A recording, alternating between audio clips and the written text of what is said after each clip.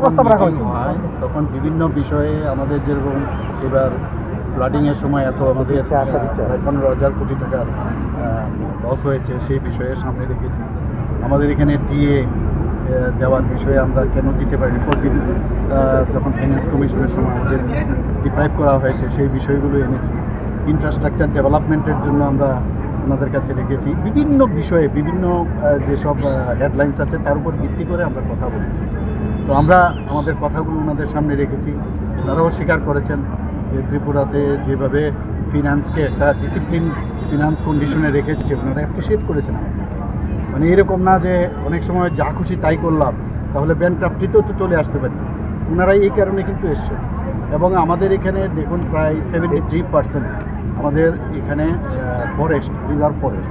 তো এর জন্য এখানে কিন্তু প্লেন ল্যান্ড কিন্তু কম।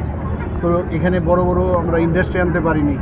তো যে কারণে আমরা বললাম যে যেহেতু আমরা এই যে কার্বন ডাই অক্সাইড আমরা অ্যাবজর্ব করতে পারি, তার জন্য আমাদের গত বছর শুরু করেছিল 15 ফিনান্স কমিশন থেকে 10%, আমরা 20% বলেছি। এরকম বিভিন্ন, আমি একটা উদাহরণ দিলাম।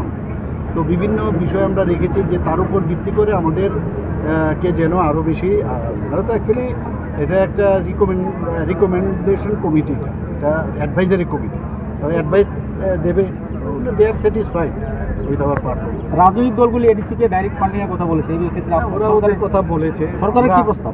না, আমরা আমাদের মতো করে যে আর রেখেছি। আমাদের তো মানে ত্রিপুরার সরকার তো থাকতে হবে, সরকার থাকলে তো তবে অন্য জায়গায় আমরা দিতে পারবো। এটা দেখতে হবে, এই যে একটা মানে সোশিয়াল ফেব্রিক্স, সেটা কিন্তু থাকতে হবে, আদারওয়াইজ ভেরি ডিফিকাল্ট। রাজ্য সরকার কি ডাইরেক্ট ফান্ডিংয়ের পক্ষে আছে? না, সেটা তো এখন আমি কি করে বলবো। আমি তো বলছি যে এই সোশিয়াল ফেব্রিক্স আমাদের রাখতে হবে না, আদারওয়াইজ তো স্টেট আবার আলাদা। যদি এটা একটা কথা